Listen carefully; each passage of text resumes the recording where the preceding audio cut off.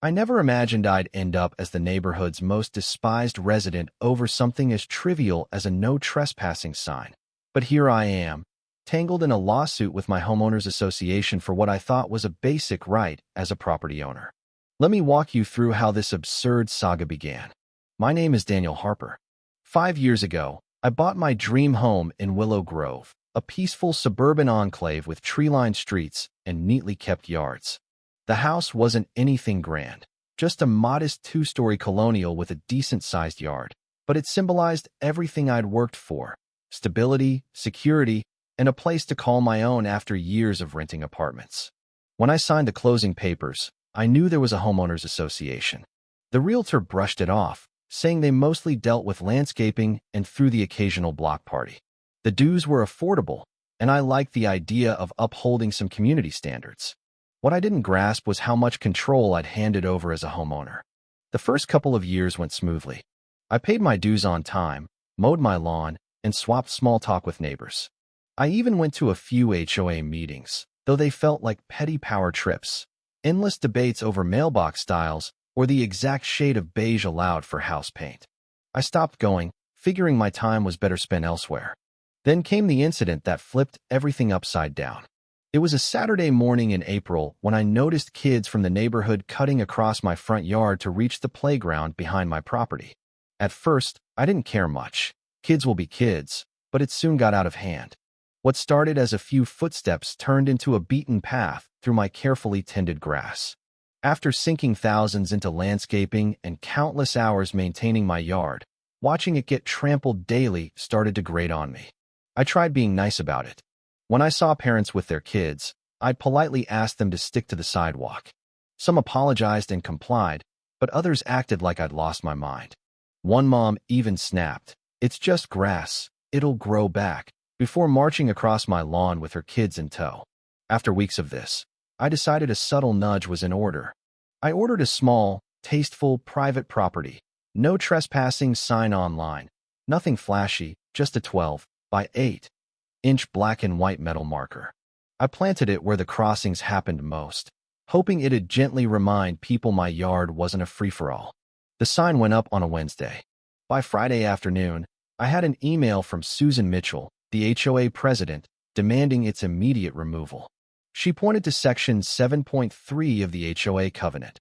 No signs of any kind shall be displayed to public view on any lot except one sign, not exceeding 5 square feet, advertising the property for sale or rent. I was annoyed but wanted to handle it calmly.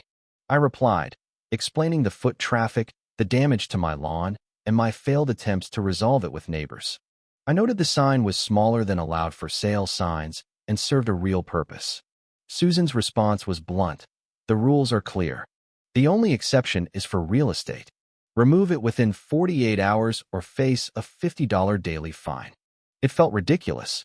I wasn't trying to ruin the neighborhood's look. I just wanted to protect my property. So, I left the sign up and started digging into my options. 3 days later, a formal violation notice arrived, stating fines were now accruing and inviting me to the next HOA meeting to discuss my noncompliance. The tone wasn't friendly. It felt like a summons to a trial. I spent the next week researching property rights and HOA rules. What I found was eye-opening but discouraging. HOAs have significant sway through covenants homeowners sign, but those rules can't override basic property rights or state laws. Armed with printouts from legal sites, I went to the meeting at the community center, a dated room with creaky chairs and a faint coffee smell. As I walked in, the vibe shifted. About 20 neighbors sat in rows, eyeing me warily. Susan sat up front with the board, a group of middle-aged folks who treated their volunteer roles like life or death matters. "Mr.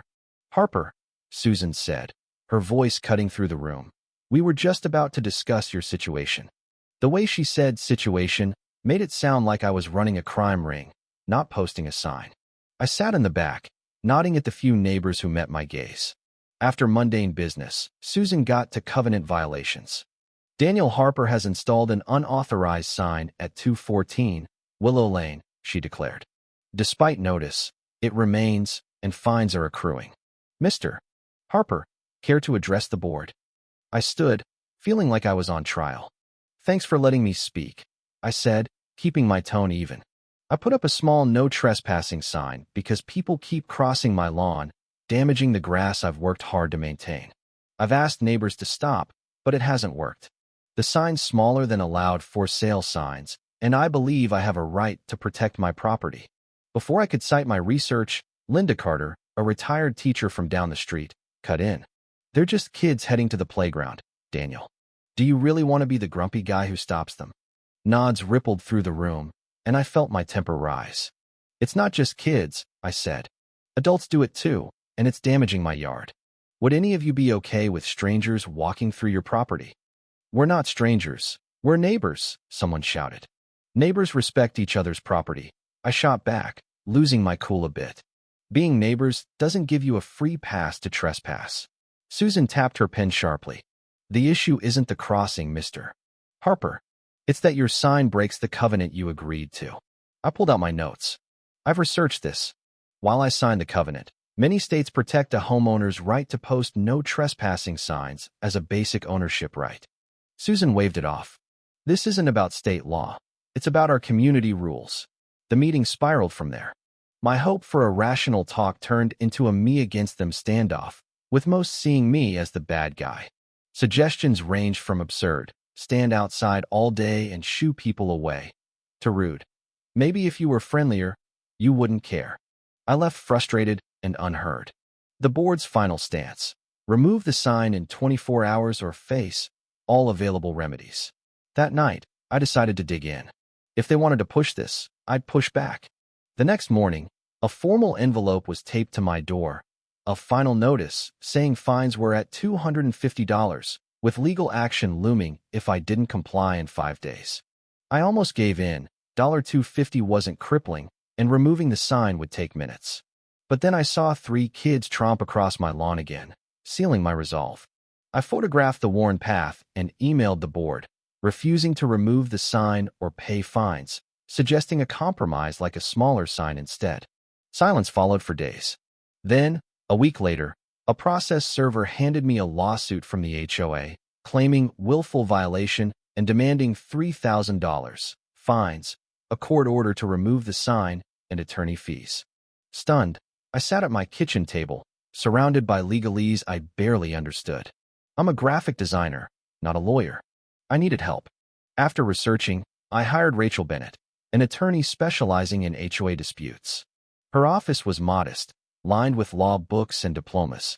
Rachel, a sharp woman in her 50s with a firm handshake, reviewed my case. "They're suing over a no trespassing sign?" she asked. I nodded, sheepish. It sounds silly out loud. She smiled. "I've seen HOAs sue over flower pot colors. But your case has legs, your legs, not theirs." For an hour, she explained that while courts uphold HOA covenants, they can't trump core property rights, like posting no trespassing signs when trespassing's proven. My photos were key. She'd fight the suit and countersue for harassment. "This won't be fast," she warned.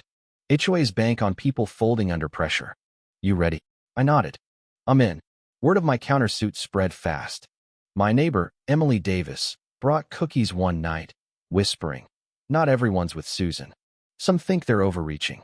Others shared similar gripes. Tom and Lisa Chin fought over a tacky garden. The Patels battled for solar panels. Even Linda Carter apologized, admitting the trespassing was worse than she'd thought and griping about her own HOA woes. The legal grind was slow. Rachel filed our response, but the HOA's fancy lawyers stalled with motions. Fines piled up on paper, though Rachel said they couldn't collect yet. The trespassing dropped, maybe the sign, maybe the buzz. 3 months in, we had a procedural hearing. Judge Margaret Klein, a no-nonsense woman, heard both sides. The HOA's lawyer argued I'd knowingly broken rules. Rachel stressed my reasonable response to trespassing, showing photos and a map. Judge Klein denied their dismissal motion and our quick win, setting a trial 4 months out. Afterward, the HOA hinted at settlement, me removing the sign, paying $500, and splitting fees. Rachel laughed it off. "No fines, the sign stays unless they fix the trespassing." Negotiations dragged, but something shifted in Willow Grove. Emily's Homeowners for Fair Rules Facebook group grew to 40 members, airing HOA grievances and plotting board changes. The HOA's email defending their stance, claiming my sign threatened property values, backfired, sparking outrage over their spending. 6 months in, they offered a deal I could take: a private property sign, no trespassing, a new path to the playground, waive fines, and a covenant review with me on the committee. I signed, relieved but bittersweet. Was it worth it? Rachel grinned. It's not just about the sign, it's about power and rights. Willow Grove changed. The group ousted Susan as president, electing Emily and others. A paver path now links the street to the playground, praised by all. I swapped my sign for a subtler one. My lawn's healed. Meetings feel less tense now. Last week, a kid pointed at my sign, asking, "Know the story behind that?" I smiled, hoping the tale, whatever version, captures the real lesson. Standing up for what's right, even over something small, can spark bigger change.